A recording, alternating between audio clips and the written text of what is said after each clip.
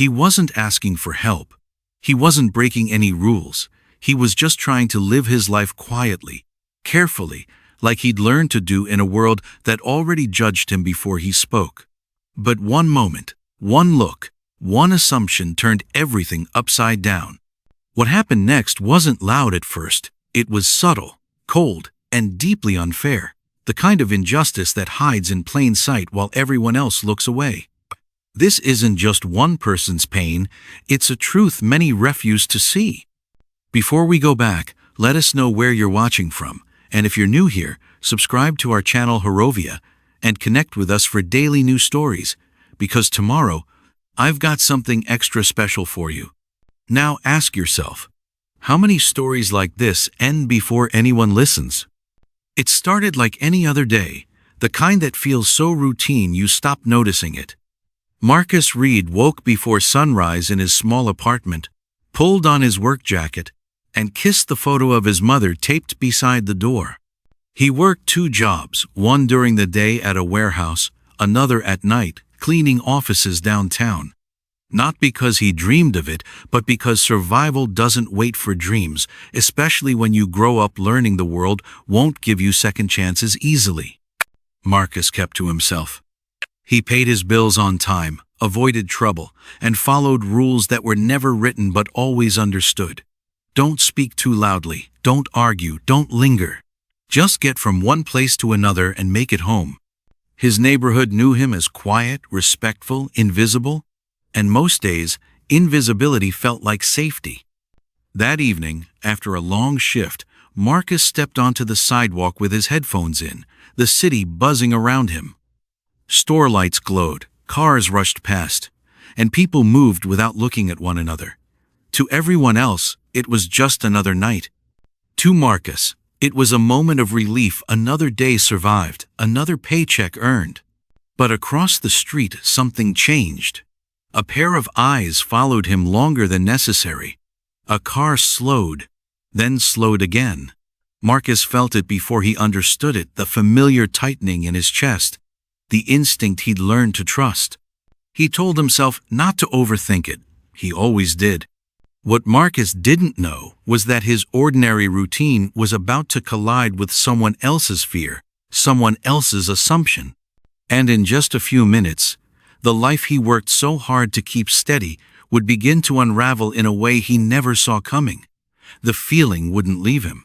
Marcus walked faster, the rhythm of his footsteps echoing too loudly in his ears. The street that had always felt familiar suddenly seemed narrow, exposed.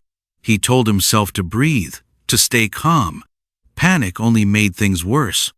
He'd learned that early in life fear made people suspicious, especially when it showed on faces like his.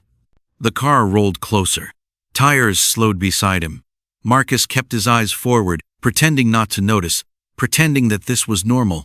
But then a voice cut through the night. Sharp, commanding. Too loud for such a quiet street. Hey, stop right there. His body stiffened before his mind could catch up. Every instinct screamed at once, run, explain, disappear. He turned slowly, hands visible, heart pounding so hard it felt like it might crack his ribs. A uniform stood under the streetlight, arms crossed, gaze fixed on him like a verdict already decided. Where are you coming from? The voice asked. Work, Marcus said calmly. Too calmly, maybe. He'd practiced this tone his whole life. Respectful, non-threatening. The questions kept coming. Why are you walking here? What's in your bag? Do you live around here? Each one felt less like curiosity and more like accusation. Marcus answered anyway, choosing every word carefully, knowing one wrong tone could flip the night into something far worse. People began to pass at a distance. Some slowed, some stared. No one stopped. Then the officer reached for Marcus's bag. I'd rather you didn't, Marcus said quietly, panic slipping through his voice before he could stop it. That was the moment everything shifted. The air went cold. The officer's posture changed, shoulders tightening, jaw clenching. You resisting? He snapped. No, sir. I just... Turn around. Marcus obeyed, He always did. Hands against the wall. The brick was cold through his jacket. He felt exposed, small, suddenly aware of how alone he was. The search was rough, careless, hands pressing harder than necessary. His wallet fell to the ground. His headphones followed. A neighbor across the street whispered something to another person. Marcus couldn't hear the words, but he recognized the look curiosity mixed with quiet judgment. To them, this was just another scene. To him, it was humiliation burning into his skin. When the officer checked his ID, the wait felt endless. Minutes stretched like hours. Marcus stared at the cracks in the wall, silently praying this would end soon. He thought of his mother, of how she used to tell him to stay calm, to come home safe. He wondered if tonight would be another story she'd never hear, or one she'd wish she hadn't. Then came the radio call. Mumbled words. A pause. The officer's expression darkened. "Looks like we've got a situation," he said. Backup lights flashed in the distance, red and blue slicing through the night. Marcus felt his chest tighten. He hadn't done anything wrong, but that had never guaranteed safety. Not here. Not for him. As the second car pulled up and doors opened behind him, Marcus realized this was no longer just a misunderstanding. It was becoming something bigger, something heavier, something that wouldn't end with a simple apology. And as hands grabbed his arms and pulled him away from the wall, one terrifying thought took hold. This night was no longer in his control. The grip on Marcus's arms tightened as he was turned around, not violently, but firmly enough to remind him who held the power. The second officer stepped closer, eyes scanning him from head to toe, lingering just a second too long on his face, his clothes, his skin. Nothing had changed. Marcus was still the same man walking home from work, but suddenly he felt like evidence. "What's going on?" Marcus asked, keeping his voice steady even as his pulse raced. "Stay quiet," one of them said. "We're sorting this out." Sorting it out. Those words sounded harmless, but Marcus knew better. He'd heard stories, he'd seen videos, he'd promised himself he'd never give them a reason. Still, here he was, standing under flashing lights, surrounded by strangers who already seemed convinced he didn't belong. A small crowd gathered now. Phones came out. Someone whispered, "What did he do?" No one answered. No one asked Marcus. The officers spoke to each other in low tones, glancing at him between sentences. He caught fragments, matching description, reported suspicious, late hour. Each phrase chipped away at him. A description of what? Suspicious to whom? Late for who? He wanted to scream that this was his street too, that walking while tired wasn't a crime. But he swallowed the words. Speaking up had never made things better. One officer stepped closer again. "You mind explaining why someone called you in?" Marcus blinked. "Called me in? For what?" The officer didn't answer. He just nodded toward the squad car. "Turn around." Fear surged through Marcus's chest. "Am I being detained?" Another pause. Another look exchanged. "Just cooperate," the officer said. Those two words felt heavier than handcuffs. As Marcus was guided toward the car, a woman in the crowd finally spoke. "He lives here," she said quietly. "I've seen him before." For a moment, Marcus felt a flicker of relief. Someone saw him. Someone knew. But the officers barely reacted. One of them nodded politely, then closed the car door anyway. Inside the back seat, the world felt smaller.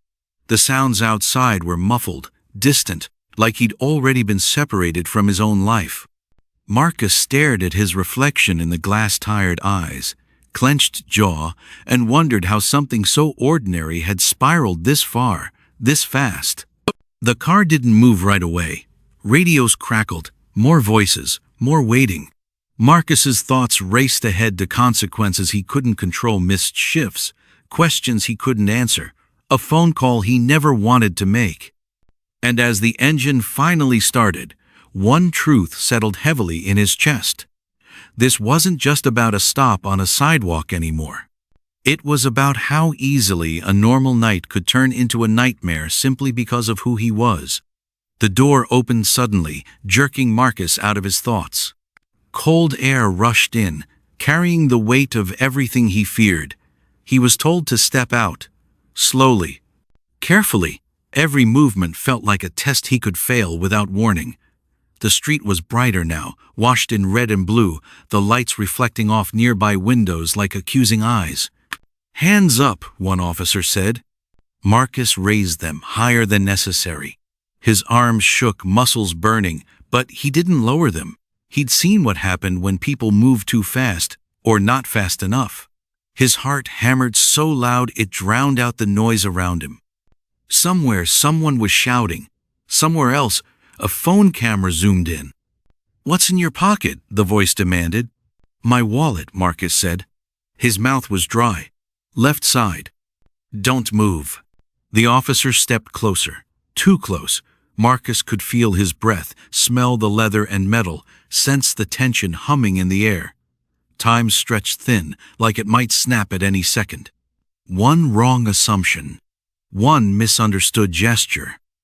That was all it took. A child's voice broke through the noise. "Mom, why are they yelling at him?" The question hung there, raw and innocent, slicing deeper than the commands. Marcus stared straight ahead, tears burning behind his eyes.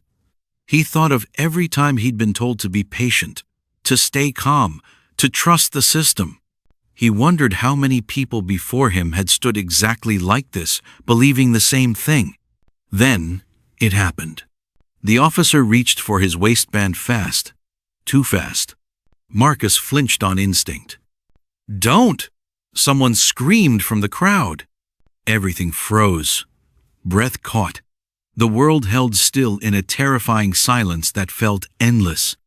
Marcus knew, in that suspended second, that his life could end right there, not because of guilt, not because of truth, but because fear had already made up its mind.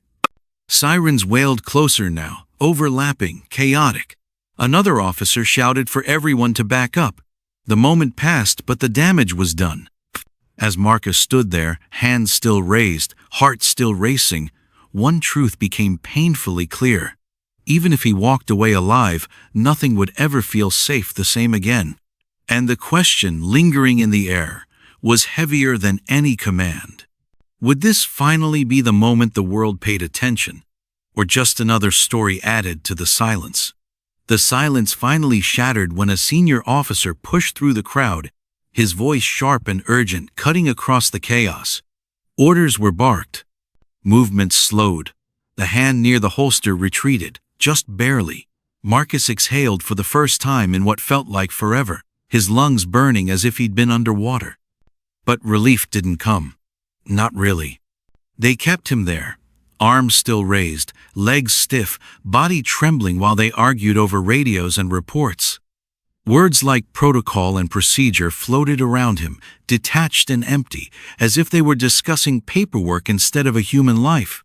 Marcus stared at the pavement, focusing on a single crack in the asphalt, afraid that if he looked up, fear would betray him again. Someone in the crowd shouted, "He didn't do anything." Another voice followed, "Let him go." The officers didn't respond. They never did. Instead, Marcus felt the cold snap of plastic around his wrists. Tight. Final. The sound echoed louder than any siren. "I'm not resisting," he said quickly, panic creeping into his voice despite his effort to stop it. "No one said you were," an officer replied flatly. That was the cruelest part. He hadn't resisted. He hadn't argued. He hadn't run. And still, here he was restrained, surrounded, treated like a threat simply for existing in the wrong place at the wrong time. As they guided him toward the car again, Marcus caught sight of his reflection in a store window. Hands bound, head lowered, lights flashing behind him. It looked exactly like the images he'd seen online, the ones people debated in comment sections, the ones they forgot about a week later. In that reflection, he didn't just see himself, he saw a pattern repeating. The crowd murmured. Phones stayed raised. Somewhere, A siren wailed again, distant but relentless. Marcus felt a strange mix of emotions collide inside him. Fear, anger, exhaustion, and something else rising beneath it all. A keyed, burning question. How many times had this happened before, unnoticed? How many times would it happen again?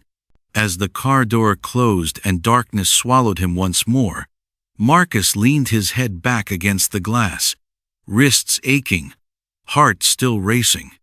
This wasn't just the worst moment of his night. It was the moment everything he believed about fairness, safety, and belonging was being tested. And as the engine started, carrying him away under flashing lights, one truth pressed heavily into his chest. Even if he survived this moment, the real battle was only beginning. Marcus was released just before dawn. No apology, no explanation. Just a quiet instruction to take care as the handcuffs were removed and the patrol car pulled away. The street looked the same as it always had, but Marcus knew he wasn't.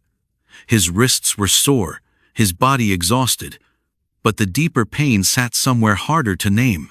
Something inside him had shifted, cracked open, and it wouldn't close again. He walked home slowly, replaying every moment, the commands, the stares, the fear that his life could have ended without reason or warning. By the time he reached his door, the sun was rising, casting soft light on a night that had nearly destroyed him. He sat in the quiet of his apartment and realized the hardest part wasn't what happened, it was knowing it could happen again. Any day, anywhere. In the weeks that followed, Marcus struggled to return to normal. Loud noises made him flinch. Flashing lights tightened his chest. Friends told him to be grateful he was okay. But okay felt like survival, not justice. Still, something changed. The silence he once used as armor no longer felt safe. He began to speak first to family, then to coworkers, then to anyone willing to listen. Marcus's story spread, not because it was rare, but because it was painfully familiar. His face joined countless others, all carrying the same question. Why does simply existing require so much caution for some, and none at all for others? This wasn't just about one night, one stop, or one man. It was about a system that asks certain people to prove their innocence over and over again. It was about fear replacing fairness and silence protecting injustice. So now the question belongs to all of us. How many more stories like Marcus's will it take before this stops being normal? And when we witness it, will we look away or finally choose to speak up?